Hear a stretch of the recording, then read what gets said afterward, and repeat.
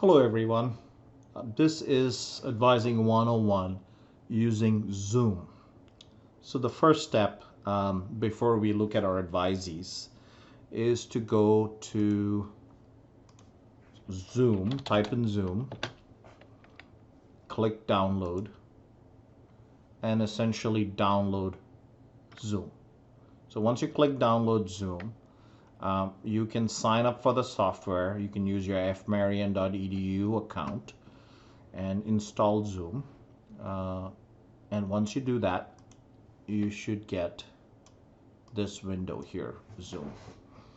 And you can set up a meeting with a student, a faculty member, anybody. Now Zoom, the free account, gives you 40 minutes limit on group meetings, can host up to 100 participants, unlimited one-on-one meetings, unlimited number of meetings.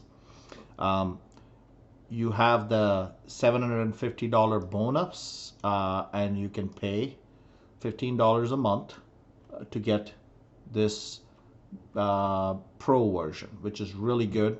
You have 100 participants, you have 24-hour meetings, you have user managed. There's a lot more here you can do for $15 a month. So definitely, if you plan to use Zoom a lot, you can definitely use that. Now let's go back. You have your list of advisees, as Rebecca sent you a list of advisees.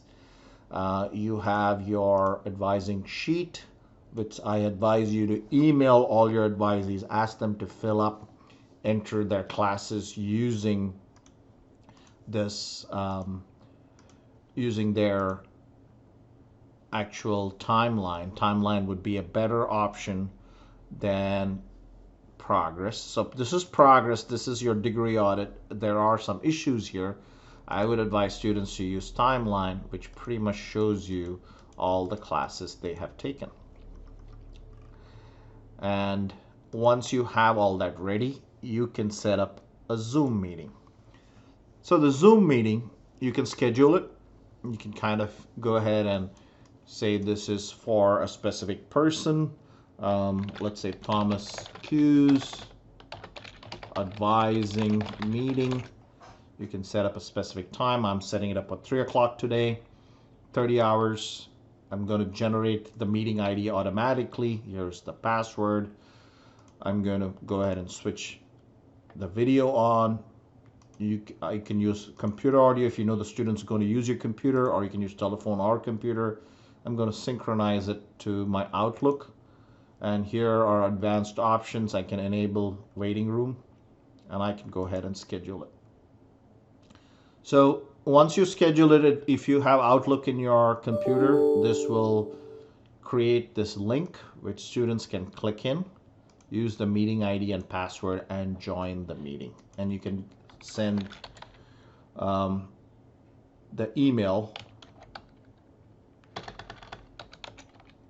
that is Thomas Hughes' email, and it will go ahead and schedule that meeting. And when you start your Zoom meeting, this is how it's going to work. So once you click send, you have that meeting there. So let's see how a meeting looks like. So this is essentially how a meeting looks like. Well, this is I'm at home, and so let me stop the video, and you can manage your participants as your participants will be here. Here, if you want to mute your audio and microphone, they can mute it here. If you want to invite somebody from the meeting, you can do that by sending them an email with the meeting address, and they will join. And you can chat, you can record the meeting, and you can also share your screen. So if you wanted to go over, let's look at advising. You want to go over advising, and you wanted to go over with a student the specific course plan they're having. You could do that using the Zoom meeting. Okay, and that's it. You can stop sharing here. You can pause. You can annotate here if you want to.